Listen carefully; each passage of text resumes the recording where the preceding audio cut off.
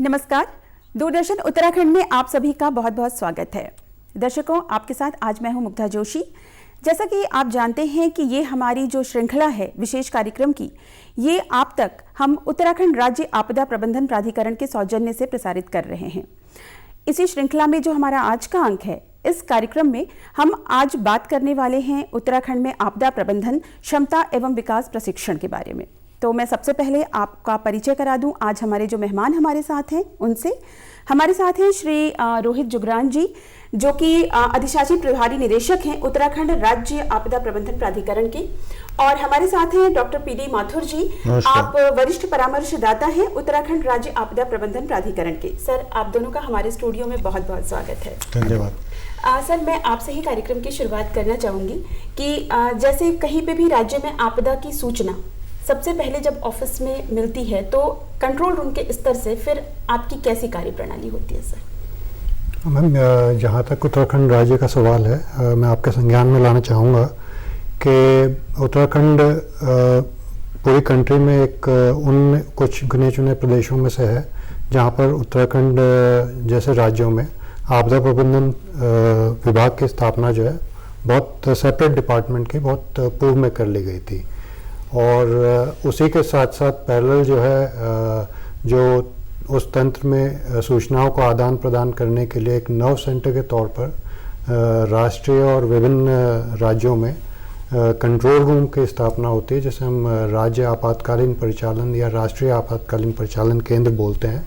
उसका एस्टेब्लिशमेंट बहुत पहले से हो गया है और न केवल राज्य स्तर पर बल्कि जनपद स्तर पर और ब्लॉक या तहसील स्तर पर भी इसको एक्टिवेट करने की कार्रवाई करी जा रही है। और ये जो नर्व सेंटर बोलें या कंट्रोल रूम बोलें, तो हम इसका अगर देखें फंक्शनिंग, तो ये प्योरली कनेक्टेड है एमएचए के कंट्रोल रूम सेंटर से, साथ साथ जो एनडीएमए है, नेशनल डिज़ास्टर मैनेजमेंट अथॉरिटी, और एनईआरसी है। तो ये जो मेन नोडल डिपार्टमेंट्स हैं जो पूरे देश पूरे राज्यों की सूचनाओं का आदान प्रदान प्रत्येक राज्य से लेते हैं, उनके साथ में कनेक्टेड है। और विद इन द स्टेट ये है कि जो राज्य का केंद्र है वो विभिन्न जनपदों के साथ में न केवल कार्यरत है बल्कि ये सब फंक्शनल है 24/7 के तरह पे। और ये एक्टिवेटेड मॉनसून सीजन, जिसको हम ज़्यादा मानते हैं कि शायद उस टाइम पर जो है ज़्यादा इंसिडेंट्स होते हैं खासतौर से पहाड़ी राज्यों में, तो उस टाइम पर इसको फुली एक्टिवेट करते हुए विभिन्न लाइन डिपार्टमेंट्स के नोडल ऑफिसर्स के तहत, न केवल लाइन डिपार्टमेंट्स के बल्कि अदर सेंट्रल एजेंसीज के भी ऑफिसर्स जो होते हैं वो फुल्ली यहाँ पे अपने प्रेजेंस रखते हैं। और कोई इंसिडेंट होने के तौर पर न केवल राष्ट्रीय स्तर पर बल्कि जनपद स्तर से भी पूरी जानकारी लेकर और उसमें त्वरित रिस्पांस के तौर पे जो भी एक्टिविटीज़ होती हैं अंडर प्योरली फॉर्म्ड सिस्टम, जिसको हम इंसिडेंट रिस्पांस सिस्टम बोलते हैं, उसके तहत कार्रवाई करी जाती है। जी सर। माथुर सर, आपसे जानना चाहेंगे, जैसे सर ने बताया कि कंट्रोल रूम तक सूचना हमें मिल गई कि फलां जगह पर आपदा है, तो फिर आप का जो प्राधिकरण है उसका कैसा कार्य शुरू होता है कि खोज और बचाव, बिल्कुल मतलब शुरुआती स्तर क्या होते हैं उनके? जी, जैसी सूचना हमें प्राप्त होती है कि किसी स्थान पर कोई हादसा हुआ है या कोई आपदा आई है, तो सबसे पहले ये देखा जाता है कि उसका स्तर क्या है, उसका मतलब लेवल बहुत ज़्यादा नुकसान होने की संभावना है या कम संभावना है, तो उसके अनुसार जो शासन है वो मूव करता है। जैसे हमारे कई विशेषज्ञ दल हैं, नेशनल डिसास्टर रिस्पांस फोर्स है और उसी की तर्ज पे हमारे पास राज्य में स्टेट डिसास्टर रिस्पांस फोर्स है, तो उनको मोबिलाइज किया जाता है आपदा की उसको देखते हुए। इसके अतिरिक्त हम लोग क्या कर रहे हैं कि हम समुदाय स्तर पर भी बहुत काम कर रहे हैं, क्योंकि देखिए जब भी कहीं हादसा होता है, कोई आपदा आती है, तो जो स्थानीय लोग होते हैं, जो नियर बाई के लोग होते हैं, वो सबसे पहले घटना स्थल पर पहुँचते हैं और वो अपने स्तर से राहत बचाव या दूसरे कार्य प्रारंभ करते हैं जब तक कि विशेषज्ञ टीम वहाँ पहुँचे। तो विशेषज्ञ टीम को समय लगता है, 1 घंटा भी लग सकता है, ज़्यादा भी लग सकता है अगर घटना स्थल से दूरी है उनकी। तो शासन का ये उद्देश्य है कि जो हमारे समुदाय है उसको हम इस तरीके से प्रशिक्षित करें, इस तरीके से जागरूक करें कि विशेषज्ञ दलों के आने तक वो वहाँ पर राहत बचाव कार्य कर सकें। तो उसके लिए एक तो न्याय पंचायत स्तर पे 25 लोगों का एक दल बना के उनको खोज बचाव और प्राथमिक चिकित्सा में प्रशिक्षण दिया जा रहा है 15 से 20 दिवसीय। और इसके अलावा अभी 2 साल पहले हमारे जितने भी गाँव में मंगल दल गठित हैं, महिला मंगल दल हैं या पुरुष युवक मंगल दल हैं, उनको भी हम लोग 5 दिवसीय प्रशिक्षण कार्यक्रम दे रहे हैं। गत वर्ष कोविड के उसकी वजह से, संक्रमण की वजह से वो प्रशिक्षण कार्यक्रम अभी हम लोगों ने स्थगित किए हुए हैं। तो जैसी स्थिति ठीक होती है तो फिर से हम वो प्रशिक्षण कार्यक्रम शुरू करेंगे। और दूसरा महत्वपूर्ण है जागरूक होना, कि आम जनता को हम जागरूक करें कि हमारे राज्य में कौन कौन से खतरे मौजूद हैं, वो खतरे कैसे कल किसी बड़ी आपदा में बदल सकते हैं, तो उसके लिए हम पहले से तैयारी करें। और जैसा आप जानते हैं कि हम आज दूरदर्शन पर भी ये चर्चा कर रहे हैं, तो ये भी एक तरीके से अवेयरनेस और पूर्व तैयारी का एक हिस्सा है कि ताकि लोगों को जानकारी हम दे सकें। सर, जैसे कंट्रोल रूम में जब सूचना मिलती है तो जैसे सर ने बताया कि पहले तो आपदा का स्तर देखा जाता है, तो अगर तो सर स्तर के हिसाब से कैसा रिस्पॉन्स आप लोग तय करते हैं कि मतलब आपने किन लोगों, मतलब एसडीआरएफ, एनडीआरएफ या फिर पैरामिलिट्री, कहाँ तक, मतलब कौन से लेवल तक हमने रिस्पॉन्ड करना है? देखिए, खासतौर से पहाड़ी राज्यों के परिप्रेक्ष्य में देखें तो हमारे कुछ एक स्पेसिफिक चैलेंजेस हैं, अनलाइक अगर देखें डाउन साउथ या प्लेन के राज्यों के। और हमारे सबसे बड़े चैलेंज है बहुत सटीक प्रेडिक्शन इन टर्म्स ऑफ, अगर हम कहें क्लाउड बर्स्ट या हैवी रेनफॉल। और स्पेसिफिक एरिया के तौर पे देखें तो वो बहुत क्योंकि फैलाव थोड़ा अलग है और रीच करना किसी अफेक्टेड एरिया को वो भी बड़ा डिफ़िकल्ट है। और साथ साथ जो प्रेडिक्शंस है फोरकास्ट की, वो भी स्पेसिफिक टाइम और स्पेस में बड़ा मुश्किल होता है।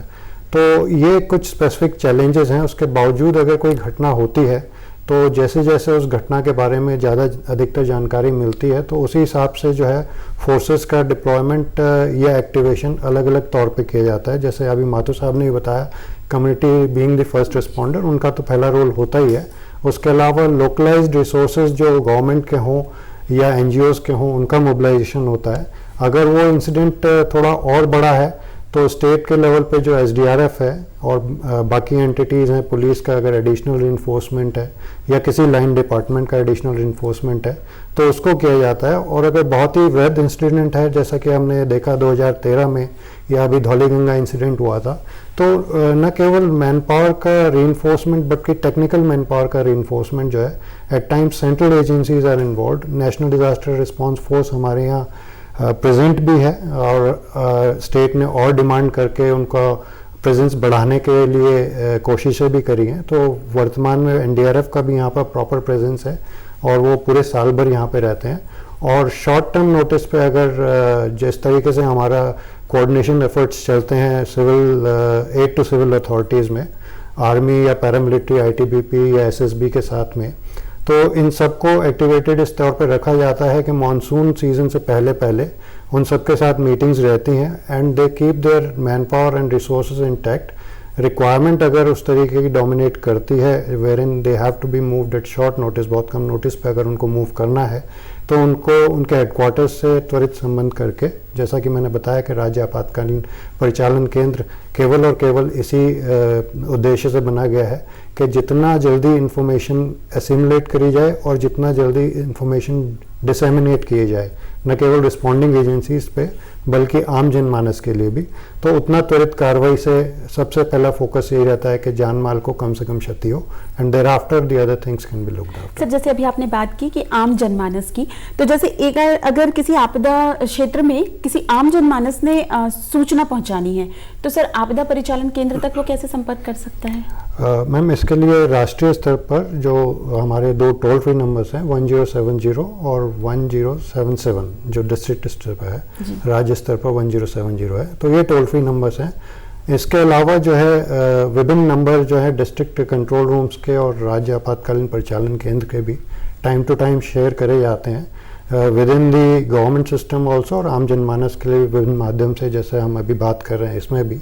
और पब्लिकेशन के माध्यम से भी ये अवेयरनेस कैंपेन साल भर चलती रहती हैं। तो अब over a period of time जो है काफ़ी लोगों को इसके बारे में जानकारी भी हो गई है और वो डायरेक्ट इन नंबर्स पे सूचित भी करते हैं। धौलीगंगा का इंसिडेंट अगर हम रिसेंटली देखें फरवरी का, तो बहुत सारे ऐसे नंबर्स से हमारे को जानकारी मिली, अपडेट्स मिली जो कि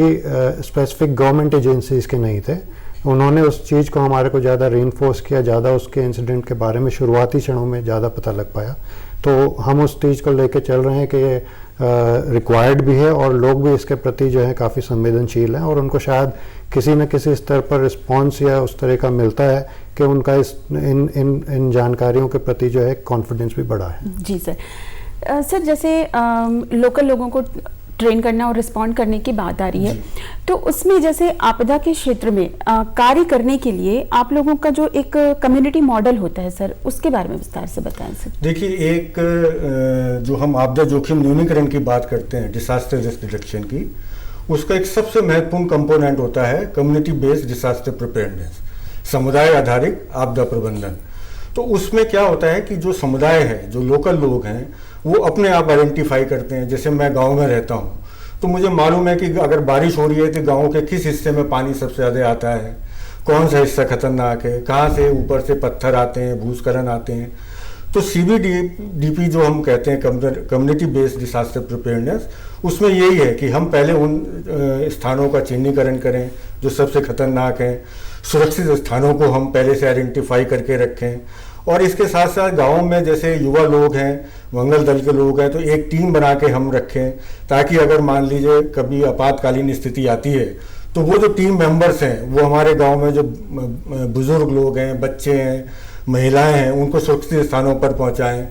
और सबसे बड़ी बात कि सूचना का सही आदान प्रदान करें। जिला मुख्यालय है या ब्लॉक मुख्यालय है, वहाँ सूचना का आदान प्रदान करें। और इसके अलावा सबसे महत्वपूर्ण इसका एक हिस्सा है प्लान बनाना, कार्य योजना बनाना, कि एक छोटी सी 2 पेज या 3 पेज की कि मेरे गांव में कौन से खतरनाक जगह हैं, कौन से सुरक्षित स्थान है, कौन कौन से लोग ट्रेंड हैं, क्या क्या रिसोर्स अवेलेबल हैं, कितने लोगों के पास टेलीफोन है, कितने लोगों के पास गाड़ी है, ताकि उसका किसी आपातकालीन स्थिति में हम इस्तेमाल कर सकें। जी सर। सर जैसे बात हो रही है कि जैसे कंट्रोल रूम के रिस्पॉन्ड करने की, इसके लिए तो आजकल जैसे हैं कि हम ये नेट के युग में हैं, सोशल मीडिया के युग में हैं, तो सर इसका कितना फ़ायदा आपको लगता है कि मिल रहा है और उठा पा रहे हैं इस चीज़ का? मैम, इसका टेक्नोलॉजी के एक्चुअली एडवांटेजेस भी हैं और डिसएडवांटेजेस भी हैं। टेक्नोलॉजी के एडवांटेजेस तो सबको पता ही है। डिसएडवांटेजेस ये है कि आप अगर माइंडसेट या डिपेंडेंसी प्योरली टेक्नोलॉजी पे बहुत ज़्यादा हो जाती है तो आप कन्वेंशनल सिस्टम्स को जो है कहीं ना कहीं साइडलाइन कर लेते हैं। तो जैसे कम्युनिटी रिस्पॉन्ड की बात भी हो रही है, उनके भी अपने कम्युनिकेशन सिस्टम्स थे। आपदा कोई पहली बार तो नहीं आ रही है, अब गत 20-30 वर्षों में नहीं हुई है। डिज़ास्टर मैनेजमेंट एक्ट बनने के बाद 2000 के बाद से हाँ, इसको एक बहुत अच्छा फॉर्मल एक स्ट्रक्चर दे दिया गया है। लेकिन जहाँ तक आपने टेक्नोलॉजी की बात करी, तो जो भी अवेलेबल टेक्नोलॉजी है, लाइक दीज ऑल सेंटर्स, चाहे वो स्टेट में हो चाहे सेंटर में हो, ये सैटेलाइट फ़ोन से कवर्ड हैं, ये वीडियो कॉन्फ्रेंसिंग से कवर्ड हैं, ये वायरलेस टेक्नोलॉजी से कवर्ड हैं। व्हाट्सएप और ईमेल का काफ़ी अलग अलग स्तर पे ग्रुप्स बने हुए हैं कि एक कॉमन ग्रुप्स भी होते हैं जिनमें वो सिलेक्टिव जानकारी दी जाती है। कुछ स्पेसिफिक ग्रुप्स हैं जहाँ पे रिस्पांस के ही हो या लाइन डिपार्टमेंट्स के अपने ग्रुप्स भी हैं। तो टेक्नोलॉजी का इस सब के बावजूद भी ये है कि हम लोग कोशिश ये करते हैं कि हमारा given state like what had happened in 2013, वहाँ के कुछ एक्सपीरियंसेस इस तरीके के हैं। ओवर डिपेंडेंसी, आप इसको यूज़ करते रहें लेकिन आप कन्वेंशनल सिस्टम्स को भी ना छोड़ें। और वो न केवल टेक्नोलॉजी इस चीज़ में है, बल्कि हमारे तो राज्य में जिस तरह का कंस्ट्रक्शन रहा है, बहुत सारी स्टडीज़ इस तरह हुई हैं जो हमारा कन्वेंशनल कंस्ट्रक्शन जो रहा है पहाड़ों में, वो बहुत ज़्यादा अर्थक्वेक रेजिस्टेंट प्रूफ माना गया है। With studies it has been prove that the buildings have been such के जो 8-9 साल पुरानी भी जो स्ट्रक्चर्स हैं वो बहुत सही तरीके से रहे हैं। तो इसलिए ट्रेडिशनल नॉलेज पे भी काफ़ी फोकस है, और ख़ास तौर से अभी जितना फोकस रिस्पांस पे है उतना ही न्यूनीकरण या प्रिपेयर्डनेस एस्पेक्ट्स पे भी फोकस रहता है। और ख़ास तौर से उसमें जो भी फोकस मेन रहेगा आपका कंस्ट्रक्शन, या जैसे माथुर साहब ने बताया कि आप सेफ़ एरियाज़ में अपने बिल्डिंग्स बनाएं, प्राइवेट हो या गवर्नमेंट हो या स्कूल्स हो या safe roads itself also it means a lot. तो ये सारी फोकस जो है प्रेजेंट और ट्रेडिशनल नॉलेज को देके कोशिश रहती की जाती है। सर जैसे अभी हमारा जो आज का विषय भी है वो भी है कि आपदा प्रबंधन में विकास और प्रशिक्षण, तो ये क्षमता विकास प्राधिकरण और इसके क्षमता विकास जो हमारा कार्यक्रम है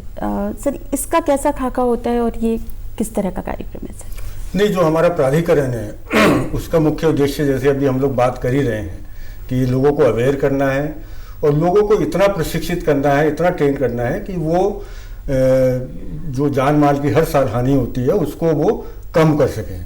देखिए, बहुत ज़्यादा स्पेशलाइज तो हम ट्रेनिंग नहीं दे सकते जन समुदाय को, लेकिन उनको इतनी जानकारी हम दे सकते हैं फर्स्ट एड में या खोज बचाव में कि जब तक कोई दूसरी टीम्स आ रही हैं या कुछ हो रहा है वो अपनी सहायता स्वयं कर सकें। फॉर एग्जाम्पल, अगर जैसे बस गिरती है खाई में तो नीचे घायल हैं तो उनको सड़क तक लाना, और जब तक डॉक्टर्स टीम आ रही है तो उनको हम फर्स्ट एड किस तरीके से हम दें, तो इतनी जानकारी हम उनको दे रहे हैं। तो यही हमारा उद्देश्य है कि हम क्षमता उनकी इस तरीके से विकसित करें कि वो जो हर साल नुकसान होता है उसको वो कम कर सके। तो सर पुनर्वास के क्षेत्र में भी ये क्षमता विकास प्राधिकरण जो है वो अपना काम करता है? जी बिल्कुल। जैसे कोई आपदा आई और उसके बाद फिर मान लीजिए वहाँ जो हमारा इंफ्रास्ट्रक्चर लॉस होता है या लाइवलीहुड लॉस होता है, वो हम सब पूरा आइडेंटिफाई करके प्राधिकरण फिर उसके बाद पुनर्वास की उसमें परियोजनाएं जो है वो चलाता है कि क्या इंफ्रास्ट्रक्चर डेवलपमेंट करना है, लोगों की जो आजीविका का जो नुकसान हुआ है उसको हम कैसे ला सकते हैं। तो ये सारे काम हमारे प्राधिकरण जो है इसके ऊपर पॉलिसी बनाता है और फिर समय समय पर उसकी गाइडलाइंस या जो प्रशिक्षण कार्यक्रम होते हैं वो आयोजित करता है। तो सर जैसे इसके लिए तो दूसरे विभागों के साथ भी तालमेल की जरूरत होती है, तो सर इस दिशा में कैसे काम किया जाता है सर? इसमें हम जैसे संजय बताया कि हर जो हमारे मुख्य लाइन डिपार्टमेंट्स हैं सबके हमारे नोडल ऑफिसर नॉमिनेटेड हैं जो सिर्फ हमारे आपदा से रिलेटेड कार्य देखते हैं, और हर आपदा में उन नोडल ऑफिसर्स का काम होता है, हर विभाग का काम होता है। किसी भी आपदा के बाद जैसे सड़क बननी है तो पीडब्ल्यूडी का काम है, इरिगेशन का काम है या बिजली विभाग का काम है, तो उनसे आपदा हमारा जो प्राधिकरण है वो बहुत कोऑर्डिनेशन उसमें काम करता है और समय समय पे उनके साथ हमारी बैठक और मीटिंग्स और इस तरीके के कार्यक्रम आयोजित किए जाते हैं। तो सर ये स्थानीय स्तर पे एनजीओ से कैसी मदद ली जाती है? एनजीओ को देखिए, एनजीओ जो है वो उनकी पकड़ लोकल लेवल पे बहुत होती है, बहुत ग्रास रूट लेवल पे वो काम करते हैं जहाँ तक हम शासन नहीं कई बार पहुँच पाता है।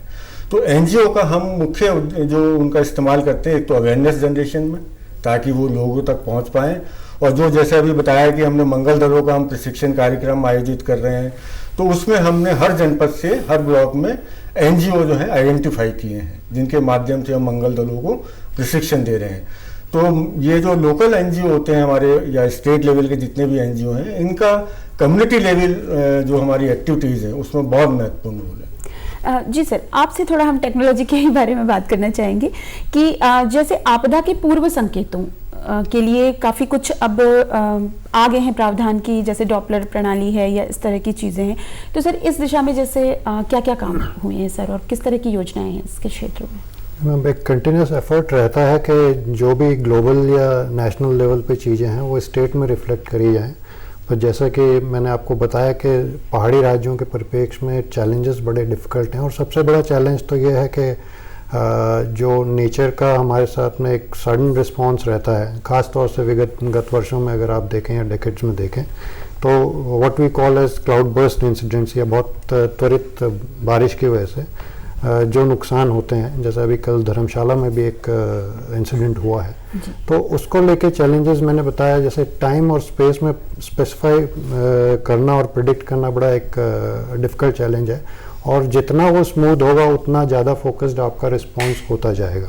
तो ये चैलेंज न केवल स्टेट लेवल पे है बल्कि जैसे आपने कहा आईएमडी के लेवल पे भी ये कार्रवाई पूरी जारी रहती है कि कितना ज़्यादा स्पेसिफिक वो प्रेडिक्शंस हमको दे पाएँ लॉन्ग टर्म, शॉर्ट टर्म और इमीडिएट फोरकास्ट का। तो आज की डेट में हमारे पास लॉन्ग टर्म जनरल फोरकास्ट भी आता है, 7 दिन के फोरकास्ट भी आते हैं, और अगले 3 घंटे में अगर किसी पर्टिकुलर जगह में इस तरह का इंसिडेंट होना है या बारिश होनी है तो उसको लेकर भी आते हैं। तो उसी के क्रम में जो है कोशिश ये रहती है कि आप ज़्यादा से ज़्यादा पब्लिक को अवेयर कर सकें, और जो स्टेट का अपना सेटअप है इन टर्म्स ऑफ रिस्पांस एजेंसीज या लाइन डिपार्टमेंट्स का है, जैसे पीडब्ल्यूडी का बड़ा क्रूशियल रोल रहता है रोड ओपनिंग के लिए, तो स्टेट ने इस स्तर तक अपना एक मैंडेट बनाया है कि अगर बहुत बड़ा कोई इंसिडेंट नहीं है तो with in half an hour और एज मच एज पॉसिबल, उससे भी कम में अगर रोड ओपनिंग करी जाए जिससे कि कोई पैसेंजर या पिलग्रिम स्ट्रैंडेड ना हो और उनको और जान माल का खतरा ना हो, तो वो उसका प्री डिप्लॉयमेंट ऑफ रिसोर्सेज भी वो जो जेसीबी हैं या अर्थ मूवर्स हैं उनको भी किया जाता है। तो जो भी राष्ट्रीय या अंतर्राष्ट्रीय स्तर पर जो भी लेटेस्ट चीज़ें होती हैं इन टर्म्स ऑफ लैंडस्लाइड प्रेडिक्शन बोल लें या आप कोई और जियोलॉजिकल स्टडीज़ बोल लें, वो सारी कंटिन्यूस चलती रहती हैं। जी सर। तो सर जैसे आप निदेशक का कार्यभार भी संभाल रहे हैं, अधिशासी निदेशक का प्राधिकरण में, तो जैसे प्राधिकरण के कामों में जो है एक आता है कि खोज और बचाव हो गया, फिर जैसे राहत और पुनर्वास है, तो राहत और पुनर्वास सुचारू रूप से चले इसके लिए प्रशासन और जनमानस का सहयोग लिया जाता है। तो लेकिन ये एक मतलब बहुत जल्दी होने वाली प्रक्रिया नहीं है सर, ये काफ़ी मतलब समय लेती है कि आपदा से पहले की ज़िंदगी को रिस्टोर करना बहुत क्रुशियल चीज़ है एक। तो सर इसके लिए कैसा मतलब सॉलिड आप लोग व्यू लेकर चलते हैं या प्लान लेकर चलते हैं? जहाँ तक राहत और पुनर्वास का संबंध है, जनरली एक ये ओपिनियन रहता है कि कोई अगर इंडिविजुअल या गांव अगर खतरे की जद में है तो उसको प्लेस ए से प्लेस बी में सेफ जोन में डाल दिया। बट राहत और पुनर्वास में और भी बहुत सारे एस्पेक्ट्स हैं, क्योंकि जो कम्युनिटी है, जो पर्टिकुलर विलेज है, उसकी डिपेंडेंसी अपने लोकल रिसोर्सेज पे बहुत रहती है, चाहे वो फॉडर हो, चाहे वो जंगल से उनका जो भी लेते हैं जी, उनका जीवन ही पूरा जीवन यापन उनका काफ़ी हद तक वहाँ पर भी रहता है। तो अब लेटली और पहले भी इस चीज़ पे काफ़ी फोकस दिया गया है कि किस तरीके होलिस्टिक रिहैबिलिटेशन किया जाए, जिसमें न केवल फिज़िकल रिहैबिलिटेशन की बात हो, जिसमें सोशियो इकोनॉमिक एस्पेक्ट्स को भी कैटर किया जा सके। लेकिन उत्तराखंड, और जैसे मैंने पहले भी बताया कि हिल स्टेट्स का एक प्रॉब्लम चैलेंज का अवेलेबिलिटी ऑफ लैंड का है। बहुत बड़ा लैंड एरिया हमारा फॉरेस्ट कवर में है और काफ़ी एरिया उस तरीके से है कि आपको बहुत कोई अगर वनरेबल एरिया है तो अगर आप किसी को शिफ्ट करते हैं या करने की योजना बना रहे हैं तो the area which you are shifting the whole village या कुछ फैमिलीज या कोई, वो भी उतना ही स्टेबल और उतना हर एस्पेक्ट में अच्छा होना चाहिए जो कि किसी भी एंगल से वो डिसएडवांटेज में ना रहे, और साथ साथ जो उनका जीवन यापन एक पर्टिकुलर एरिया में अपने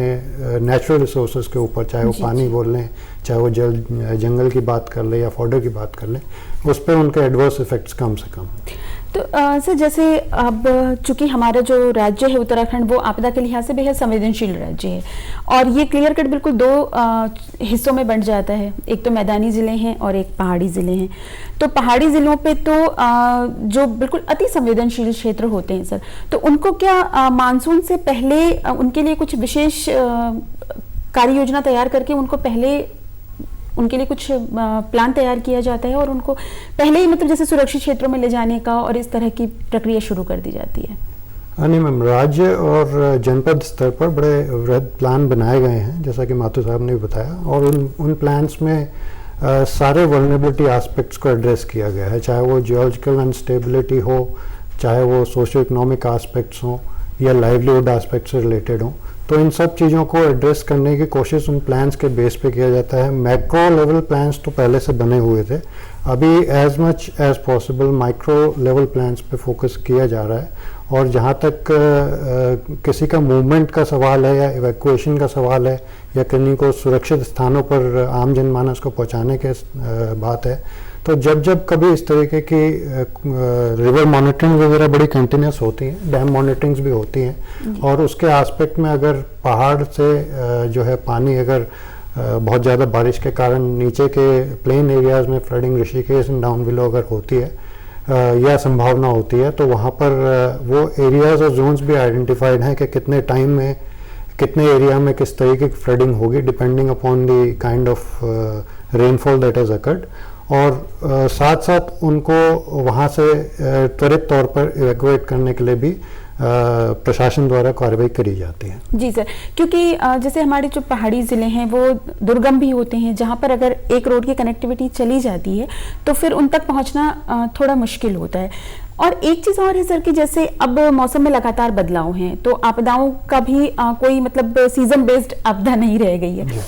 तो क्या आपदाओं की जो सूची है उसमें भी कोई फेरबदल हुई है? जैसे पहले के कुछ स्टैंडर्ड थे जो आपदा घोषित थे, अब इस सूची में कैसा फेरबदल है सर, कि मतलब आपदा के कौन कौन सी ऐसी घटनाएं हैं जो आपदा की श्रेणी में आती हैं? जो राष्ट्रीय स्तर पर हैं वो तो सब स्पेसिफिक पहले से ही बताई हुई हैं, जैसे अर्थक्वेक है, लैंडस्लाइड है आपका, अभी हमारे स्टेट में। उसके अलावा अगर स्टेट में देखें तो स्टेट में अलग अलग राज्यों ने, हमारे राज्य ने भी अपना लाइटनिंग और थंडरस्टॉर्म्स को लेके स्पेसिफिक किया है। कई लोगों ने मैन एनिमल कॉन्फ्लिक्ट को लेके किया है। तो जो राज्य का कुछ इंसिडेंट्स अगर ऐसे होते हैं, जैसे अभी लाइटनिंग में अगर आप देखें तो उड़ीसा, बिहार और यूपी वगैरह में बहुत इंसिडेंट्स हैं। Over a period of last 5-7 years हम लोगों को भी ये लगा है कि कुछ जान माल का लॉस जो है हमारे प्रदेश में भी जो है लाइटनिंग्स को लेके हुआ है। तो उस पर उसी तरीके की कार्रवाई भी करी जाती है, उसको एक डिज़ास्टर के तौर पे स्पेसिफाई भी किया है स्टेट के लेवल पे। और उसमें जैसे कुछ आप और क्या कर सकते हैं इन टर्म्स ऑफ अर्ली वार्निंग वगैरह, इस पे भी राष्ट्रीय स्तर पर काम चल रहा है। किस तरीके से हम अपने स्टेट में उसको इनकॉर्पोरेट करें, उसके लिए भी कार्रवाई जारी है। जी सर, जैसे अभी माथुर सर ने भी बताया, आपने भी बताया कि आपदाग्रसित क्षेत्रों में सबसे जो क्रुशियल आता है पहले तो कि हमारे पीडब्ल्यू डिपार्टमेंट का आता है कि रोड की कनेक्टिविटी। तो वैसे ही वहाँ पर स्वास्थ्य सबसे बड़ा मुद्दा होता है सर, और खासतौर से हमारे पहाड़ी जिलों के लिए स्वास्थ्य वैसे भी बहुत बड़ा मुद्दा है। और स्वास्थ्य में भी जब हम बात करते हैं तो हम सिर्फ एक शारीरिक स्वास्थ्य नहीं बल्कि आपदाग्रसित क्षेत्रों में एक मानसिक स्वास्थ्य भी बहुत बड़ा फैक्टर है। तो स्वास्थ्य विभाग को लेकर के आप लोगों का कुछ मतलब विशेष फोकस होता है? स्वास्थ्य, आपने बिल्कुल सही कहा। पहाड़ी राज्यों में स्वास्थ्य को लेकर खास तौर से फिजिकल मूवमेंट को लेकर बहुत प्रॉब्लम्स हैं। खास तौर से जिस टाइम पे इंसिडेंट्स होते हैं मानसून्स में, उसमें इवैक्यूएशन ऑफ कैजुअलिटीज़ या इंजरीज़ की बहुत बड़ी प्रॉब्लम है। इंजरीज़ का इवैक्यूएशन जनरली जो है रोड बाधित होने के कारण बहुत मुश्किल हो जाता है उनको इवैक्यूएट करके सही स्थानों पर, खास तौर से जैसे हमारी टर्शरी केयर है वो बहुत अच्छी देहरादून या मेन हल्द्वानी वगैरह में है। तो उस केस में हमारे लिए एक चैलेंज ये भी निकल के आता है कि उसी सीज़न उसी टाइम पर जो है वेदर के रिस्ट्रेंट्स भी होते हैं इन terms of air evacuation also. तो लेकिन हमारा काफ़ी फोकस रहता है कि इस तरह की कोई इवेंट हो तो स्टेट के एजेंसी से या एयरफोर्स के थ्रू हम लोग चॉपर्स वगैरह का डिप्लॉयमेंट करते हैं, और जिस स्केल पे हो इंसिडेंट उस स्केल के हिसाब से चॉपर्स का डिप्लॉयमेंट और अवेलेबिलिटी रहता है। और कोशिश रहती है कि ज़्यादा से ज़्यादा जितना जल्दी हो सके टर्शरी केयर पे या हाई केयर पे जो है इंडिविजुअल्स को पहुंचाया जा सके। जहाँ तक आप फिज़िकल स्वास्थ्य के मेंटल शायद आपका इंडिकेशन रहा होगा, जिसको हम पोस्ट स्ट्रेस ट्रॉमेटिक डिसऑर्डर के तौर पे भी बोलते हैं। तो कुछ हद तक बोलें तो ये तो एक चैलेंज है, बिकॉज राष्ट्रीय स्तर पर भी है और राज्य स्तर पर भी है, क्योंकि हमारे पास में उस तरह की train man power to address in terms of addressing vis-a-vis the population, जो अनुपात है इस तरह की टेक्निकल मैन पावर का पॉपुलेशन के हिसाब से, वो राष्ट्रीय स्तर पर भी चैलेंज है और प्रदेश में भी है। लेकिन उसकी कमी को पूरा किया जाता है। नेमन्स वगैरह इंस्टीट्यूट्स हैं, कोई इंसिडेंट जब 13 में भी हुआ था, उसके बाद भी हुआ था, वहाँ से भी काफ़ी man power to address those mental issues at come. और जैसे डॉक्टर माथुर ने भी अभी बताया था कि जो NGOs हैं उनका एक क्रूशियल रोल रहता है। कुछ NGOs स्पेसिफिकली इंटरवेंशंस हेल्थ के एरिया में ही करते हैं। तो स्टेट लेवल पे एक इंटर एजेंसी ग्रुप है जिसमें अलग अलग NGOs अलग अलग स्पेशलाइजेशन के साथ में हैं, और उसी में वो NGOs भी हैं जिनका हेल्थ में काफ़ी टाइम का अनुभव भी रहा है, कम्युनिटी में भी रहा है, और वो इस स्पेसिफिक स्ट्रीम को थोड़ा और ग्राउंड स्तर से जो हमारे को इनपुट देते हैं, उस इनपुट के आधार पर जो है हम लोग अपने पॉलिसीज़ और प्लान्स में उन चीज़ों को इनकॉर्पोरेट करने की कोशिश करते हैं। जी सर। सर, आप अपने अनुभव के आधार पे, जैसे अब हम कार्यक्रम के आखिरी चरण की तरफ जा रहे हैं, तो एक आपदा प्राधिकरण के एक अधिशासी निदेशक के तौर पर हमारा जो भी ये मानसून का सीज़न है उसे देखते हुए आप किस तरह के सुझाव देना चाहेंगे और किस तरह के चीज़ों के बारे में बताना चाहेंगे कि अगर इनके बारे में हम जागरूक रहें तो शायद आपदा के प्रभावों को हम काफ़ी कम कर सकें? हाँ मैम, बेसिकली सेफ्टी का जो कॉन्सेप्ट है वो तो बेसिकली इंडिविजुअल से शुरू होता है, and then obviously the state can not absolve itself of its responsibility. State का जो अपना रिस्पॉन्सिबिलिटी वो है, लेकिन बहुत छोटी छोटी चीज़ें हैं, और ये बहुत बार एग्जांपल भी दिया जाता है कि कुछ चीज़ें तो ऐसी हैं जो इंडिविजुअल को अपने लेवल पे ही करनी है। जैसे नॉर्मली हेलमेट लगाने की बात होती है या सीट बेल्ट लगाने की बात होती है, उसी तरह से जो हम डिसेमिनेट करते हैं, ख़ास तौर से अभी मानसून प्रेडिक्टिविटी है, उसमें एडवोकेसी जाती है कि आप लैंडस्लाइड प्रोन एरियाज़ में ना जाएं। इफ़ यू कैन डिले और पोस्टपोन योर ट्रेवल, अगर आप कर सकते हैं तो अगर आप जाना भी है तो जो आपको लेटेस्ट एडवाइजरी है, जैसे मैंने आपको बताया आज के डेट में अलग अलग माध्यम से आपका अवेलेबल भी है, तो आप उसी हिसाब से जो एडवाइजरी है आप अपना ट्रैवल प्लान कर सकते हैं या उसको डिले कर सकते हैं। और अगर किसी आप डिफ़िकल्ट कंडीशन में पड़ भी जाते हैं तो जैसा कि हमने बताया कि हमारे अलग अलग टोल फ्री नंबर्स हैं, अलग अलग डिप्लॉयमेंट्स। जी सर, मैं चाहूँगी कि आप एक बार नंबर फिर से रिपीट नंबर्स करें। हमारे 1070 जो राज्य आपातकालीन परिचालन केंद्र का है, this is a toll free number, और इसके अलावा जो डिस्ट्रिक्ट का टोल फ्री नंबर है 1077 है। और उसके अलावा भी जो है अलग अलग लैंडलाइन और मोबाइल नंबर शेयर करे हुए हैं जिस पे कि इंडिविजुअल अप्रोच कर सकते हैं। अगर किसी कारण से, टेक्निकल कारण से ये नंबर बाई चांस अगर काम नहीं करते तो आप अन्य नंबर्स पर भी कांटेक्ट कर सकते हैं। स्थानीय स्तर पर आप संपर्क करके उस पर कर सकते हैं। सर, आज आप हमारे स्टूडियो में आए और आपने आपदा प्रबंधन विकास प्रशिक्षण इसके बारे में इतनी अच्छी जानकारियां लोगों को दी, और हम उम्मीद करते हैं कि हमारा जो प्रयास है ये कि लोग आपदा के इस सीज़न में जागरूक रहें और उनके पास कम से कम एक हैंडआउट पूरी जानकारी हो कि उन्हें इस स्थिति में कहाँ पर संपर्क करना है और कैसे रिस्पॉन्ड करना है। शायद हम अपने इस उद्देश्य में सफल हो सके। आपका बहुत बहुत धन्यवाद सर स्टूडियो में आने के लिए। आज के इस विशेष कार्यक्रम में बस इतना ही। आपसे हम अगले हफ्ते फिर मिलेंगे एक नए विषय के साथ। तब तक के लिए हमें अनुमति दीजिए। नमस्कार।